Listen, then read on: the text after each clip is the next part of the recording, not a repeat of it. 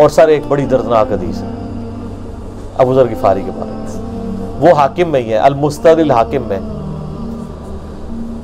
हाँ, ग़ज़वा तबूक आपको पता है एक ऐसा ग़ज़वा था जिसमें जो शिरकत नहीं करेगा वो मुनाफिक डिक्लेयर होगा, कुरान में फतवा आ गया था। इससे पहले कभी नफीर आम नहीं थी, ये पहला और आखिरी मौका था, क्योंकि रोमन एम्पायर से थी दुनिया की, 1.5 लाख की फौज लेके कैसरे रोम बॉर्डर पे आ गया था अरब के। तो नबी इस्लाम ने अनाउंसमेंट की कि भाई आप सब ने जाना है, जो नहीं जाएगा मुनाफिक शुमार होगा, इल्ला ये कि किसी के पास रिसोर्सेज ना हो, या कोई मरीज हो, या कोई औरत हो, या कोई माजूर हो। मुनाफिकीन आगे बहाने कर रहे थे, कुछ सादा लोग मुसलमान भी उसका हिस्सा बन गए। बुखारी मुस्लिम में 3 साहब की तौबा का वाकया भी मौजूद है, वो भी मेरी वीडियो रिकॉर्डेड है। तो काब बिन मालिक की रज़ियल्लाहु तआला अन्हु अलैहि सलाम, तो कुछ लोग जो है वो यानी अपने उन मामलात की वजह से कुछ पीछे भी रह गए। तो अल-मुस्तदिल हाकिम में आता है कि सहाबा कराम कहते हैं कि हम नबी इस्लाम के साथ सफ़र पे निकले ना जब, तो नबी इस्लाम को आके कोई बताता था, कहता था या रसूलल्लाह वो जो फलां बंदा था ना वो भी कोई नहीं आया, पीछे रह गया। तो आप इस्लाम परवाह नहीं करते थे। फिर बताया गया या रसूलल्लाह वो भी कोई नहीं, यानी जेड़े नारे मारते सन ऊंचे ऊंचे जो इतने किसी दसा जाएगा सर वो तो पक्का जड़ा यार है बेली वो भी कोई नहीं। तो हुजूर इस्लाम को लोग ना फीडबैक देते या रसूलल्लाह वो भी गायब है, वो भी नहीं आया। अब 30,000 के लश्कर में आपने कोई रिकॉर्ड तो नहीं रखा था, रजिस्टर था, लेकिन किधर 30,000 बंदों में किधर कोई रख सकता है साहब इस तरह, या रसूलल्लाह वो भी रह गया, वो भी। तो हुजूर इस्लाम कहते थे ठीक, आप फरमाते थे अल्लाह चाहेगा तो आ जाएगा, नहीं आएगा तो नहीं आए। तो किसी ने कहा कि वो अबू ज़र गिफ़ारी भी पीछे रह गया, आया और अबू ज़र को उसके ऊंट ने रोक लिया। ऊंट ही नहीं उठ रहा था ना सर, वो आपको गाड़ी तो नहीं है ना जो स्टार्ट कर लेंगे आप, ऊंट चलने से इनकार कर दे, कोई कर सकता है। और सर सफर कितना है, 700 किलोमीटर, 700 किलोमीटर का रेगिस्तानी सफर आज के दौर में भी करना मुश्किल है। साइकिल पे नहीं आप कर सकते, पैदल तो आप सोच भी नहीं सकते, ऊंट के बगैर कैसे हो सकता है, जिसमें आपको ऊंट इसलिए भी जरूरी है कि उसके ऊपर आपने सामान लादना है, पानी नहीं रास्ते में पीना। रेगिस्तान में तो कई कई किलोमीटर तक कुछ भी नहीं होता, भूखे प्यासे मरेंगे। फिर आप काफले से भी जुदा है। तो अबू ज़र गिफ़ारी कोशिश करते रहे किस तरीके ऊंट, इसी दौरान काफला निकल गया आगे, तो वो ऊंट उठा ही नहीं है।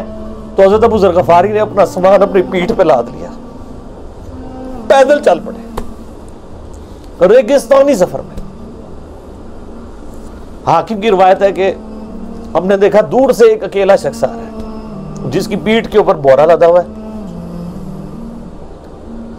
तो नबी इस्लाम की आप मोहब्बत देखे, आपने फरमाया कि तू अबू ज़र हो जा, यानी जो आने वाला शख्स है तू अबू ज़र हो, यानी हुजूर ने ख्वाहिश का इजहार किया। आपको नजर तो नहीं आ रहा था ये कौन आ रहा है, आपकी मोहब्बत, आपको पता था अबू ज़र गिफ़ारी नहीं रह सकता पीछे। तो साहबा कहते हैं आपने बताया तू अबू ज़र हो जा, तो साहबा कहते हैं थोड़ी देर बाद जब वो करीब आए तो हमने पहचान लिया अबू ज़र गिफ़ारी हैं। तो जब हमने पहचान लिया ना तो हुजूर इस्लाम ने उनके पहुंचने से पहले आपने फरमाया अबू ज़र को देखो अकेला आ रहा है, अकेले ही दुनिया से जाएगा और क़यामत दिन भी अकेला उठाया जाएगा। दुनिया से क्या कह रहे गए, सही बुखारी में आता है कि हज़रत उस्मान गनी रज़ियल्लाहु अन्हु के दौर में चुके, ये इस हदीस का भी कुछ हिस्सा बाकी है, मैं बाद में बयान करूंगा, पहले मैं इसको कंक्लूड कर लूं कि सही बुखारी में आता है कि हज़रत अबू ज़र गिफ़ारी शाम चले गए थे, वहां पे चूंकि गवर्नर थे हज़रत मुआविया रज़ियल्लाहु तआला अन्हु। वो कुरान की वो जो सूरह तौबा की आयत है ना कि जो लोग सोना और चांदी जोड़ के रखते हैं ये गर्म करके इनकी पीठों पे, इनके माथे के ऊपर लगाया जाएगा क़यामत वाले दिन। तो वो ये आयत पढ़ा करते थे और हज़रत मुआविया से उनका झगड़ा रहता था कि तुम लोग जो ये माल जोड़ रहे हो ना और ये इतने खजाने तुम लोगों ने बना लिए हैं, ये नबी इस्लाम की तालीमात के खिलाफ है। तो जब मुआविया कहते थे ये तो अहले किताब के बारे में आयत नाजिल हुई है, तो वो कहते थे नहीं ये सब के बारे में है, अब शरई हुक्म यह है कि माल आप जोड़ सकते हैं अगर आप ज़कात दे रहे हैं, लेकिन ये पसंदीदा नहीं है, तरीक़े नबूवत ये नहीं है। नबी अलैहिस्सलाम नहीं जोड़ सकते थे, पूरी जिंदगी ज़कात देने की नौबत नहीं आई है, हालांकि खुमुस मिलता था, खैरात करते थे। अबू ज़र गिफारी का झगड़ा यह था कि तुम तो नबी के साहब हो, तुम लोगों को यह ज़ेब ही नहीं देता कि तुम लोग इस तरह के मामलात में रहो और इस तरह माल जोड़ो। तो अब चूंकि सीनियर सहाबी थे, इनको हाथ डालना भी आसान नहीं था। फिर नबी अलैहिस्सलाम ने फरमाया हो कि इससे ज़्यादा सच्चा इंसान ही कोई नहीं। तो माविया ने खत लिखा हज़रत उस्मान को कि जी इस बंदे से मेरी जान छुड़ाए ना, इसको आप वापस बुलाएं। तो हज़रत माविया ने जब खत लिखा तो उस्मान ने इनको कहा तुम मदीना शरीफ वापस आ जाओ। मदीना शरीफ जब ये वापस आए तो सही बुखारी में आता है कि लोगों का झमघटा लग गया बुजुर्ग गिफारी के गिर्द। लोगों को पता था कि तो बड़ा यानी ज़ुहद वाला बंदा है। तो अबू ज़र गिफारी वही हदीसें सुनाया करते थे कि हुजूर ने फरमाया ये पहाड़ सोने के बराबर हो तो मैं खैरात कर दूंगा, जबकि बाकी साहब कहते थे कि माल जोड़ना जायज़ है अगर ज़कात कोई देता रहे। वो ये कहते थे कि यार ये तुम लोगों को तो ज़ेब नहीं ना देता, यार तुम लोग तो ये बातें ना करो, तुम लोग नबी की सोबत याफ्ता हो, तुम लोगों को तो ज़ोहद होनी चाहिए तुम लोगों की जिंदगी में। अब लोगों का हुजूम उनके गिर्द लग गया और फिर हज़रत उस्मान ने उनको खलीफा वक्त थे बुलाया और कहा कि यार तू खुद ही मदीना शरीफ छोड़ के यहां से चला जा, तेरी वजह से फितना खड़ा हो रहा है। तो हज़रत उस्मान ने कहा मैंने तो नबी अलैहिस्सलाम से सुना था कि हुक्मरानों की इताअत करना, सब्र कर लेना। तो एक ज़बदा नामी का एक गांव था मदीना शरीफ के पास, शहर से हट के, तो वो फिर वहां पे हिजरत कर गए। आप देखें रिवेंज कैसा था, लोग कितने डरे हुए थे कि अबू ज़र अपनी बूढ़ा शख्स 80-90 साल का बाबा अपनी एक बुढ़िया बीवी को लेके इस उम्र में शहर बदर हो रहा है अकेला। आज नहीं आप सोच सकते किसी जगह आप अकेले जाके पड़ाव करें, किसी ब्याबान के अंदर, रेगिस्तान के अंदर। उस जमाने में आप सोच रहे, आजकल भी आप मदीना शरीफ के गिर चले हैं तो आप वहां नहीं एक रात भी नहीं गुजार सकते। तो कोई शख्स हज़रत अबू ज़र ग़िफ़ारी को सी ऑफ करने नहीं आया सिवाय हज़रत अली के, और वो भी मदीने की बाउंड्री तक आए। उनको पता था उनके स्टांस के बारे में, और हज़रत अली ने उनको जब सी ऑफ किया तो कहा कि मैं चूंकि हुक्मरान वक्त की इताअत का पाबंद हूं, मैं मदीने की बाउंड्री से बाहर नहीं जाऊंगा। अगर मुझे कोई इस तरह का यानी हुक्म इजाजत मिल जाती तो मैं तेरे साथ जाता।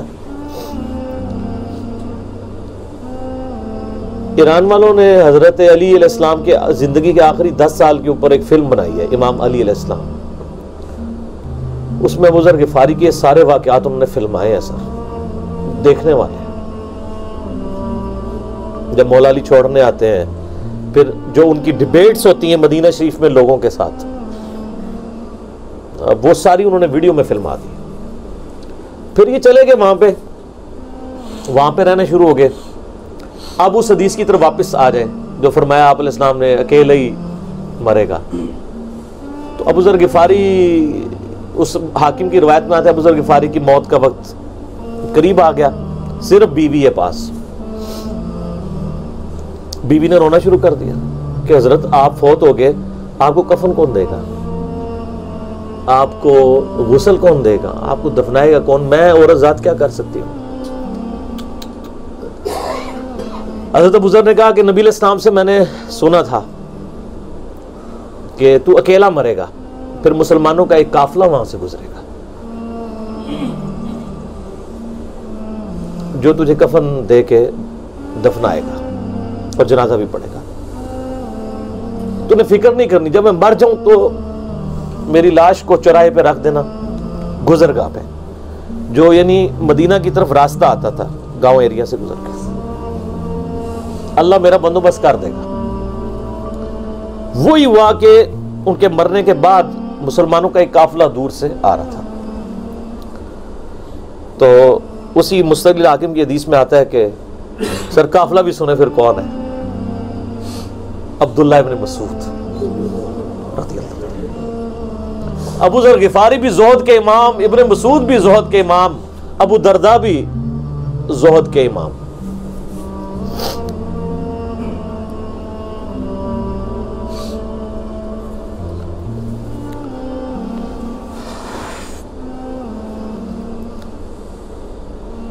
इब्न मसूद रज़ियल्लाहु तआला अन्हु जब वहां पे रुके, उनको तो नहीं पता था ये कौन है,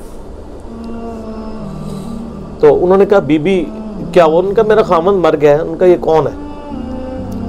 तो उन्होंने कहा अबू ज़र गिफ़ारी। अब्दुल्लाह इब्न मसूद की चीख निकल गई, चीख मारी उन्होंने।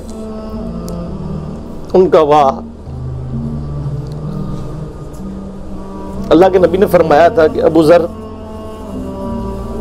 अकेला आ रहा है तबूक के मौका पे, दुनिया से भी अकेला जाएगा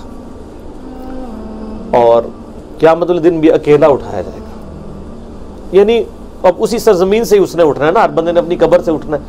यानी वो मुसलमानों के कब्रिस्तान में भी दफन नहीं। एक ये जो मज़ार की रट लगाए फिरते हैं, मैं इनसे पूछता हूँ तुम्हारे बाबों की क्या औकात है? अबू ज़र गिफ़ारी का मज़ार दिखाओ किधर है? जो इस रुए अर्ज पे नीली छतरी के नीचे सच्चा तरीन इंसान जिसको अल्लाह के नबी कह रहे हैं, उसका कोई मज़ार नहीं है। गरीबुल मतनी में मरा है, उसकी कब्र भी ऐसी जगह है जहां मुसलमानों के पास कब्रें भी कोई नहीं है। एक रेगिस्तान में अकेली कब्र है, उस कब्र का भी किसी को नहीं पता, उस पर कोई मज़ार भी नहीं है और क़यामत दिन भी अकेला उठाया जाएगा। यानी क़यामत तक वहां पे कोई कब्रिस्तान भी नहीं बनेगा। नबी अलैहिस्सलाम की यह भी खबर है, तो क्या वो नाकाम हो गया? अगर मज़ारात ही दलील है कामयाबी की, तो अब्दुल्लाह इब्न मसूद रज़ियल्लाहु तआला ने उनको गुस्ल दिया, कफन दिया और दफना दिया। ये पूरी डिटेल्स आपको अल-मुस्तलिल हाकिम में मिल जाएंगी। तो अबू ज़र गिफ़ारी उन चंद शख्सियात में से हैं जिनमें पूरी उम्मत का इत्तफाक है उनकी नेकोकारी के ऊपर। शिया भी इनको बहुत रिस्पेक्ट देते हैं, अहले सुन्नत भी देते हैं, सूफिया के यहाँ भी इनको इमाम माना जाता है ज़ुहद की वजह से। आप तसव्वुफ़ की जितनी किताबें पढ़ें, चाहे इमाम गज़ाली की हो, रसाला को शेरिया पढ़ें और लोगों को भी पढ़ना शुरू करें, तो अबू ज़र गिफ़ारी आपको ज़ुहद के इमाम के तौर पे मिलेंगे कि उनकी ज़िंदगी में यानी ये ज़ुहद था कि उन्होंने किस तरह की ज़िंदगी गुजारी है। सर लोग मजमों में मरते हैं, उनको याद कोई नहीं करता। और अबू ज़र गिफ़ारी को आज भी दुनिया याद कर रही है, हम भी याद कर रहे हैं रज़ियल्लाहु ताला अन्हु अलैहिस्सलाम। अल्लाह ताला क़यामत वाले दिन हमें ऐसे नेकोकार लोगों का साथ नसीब फरमाए। आमीन सुम्मा।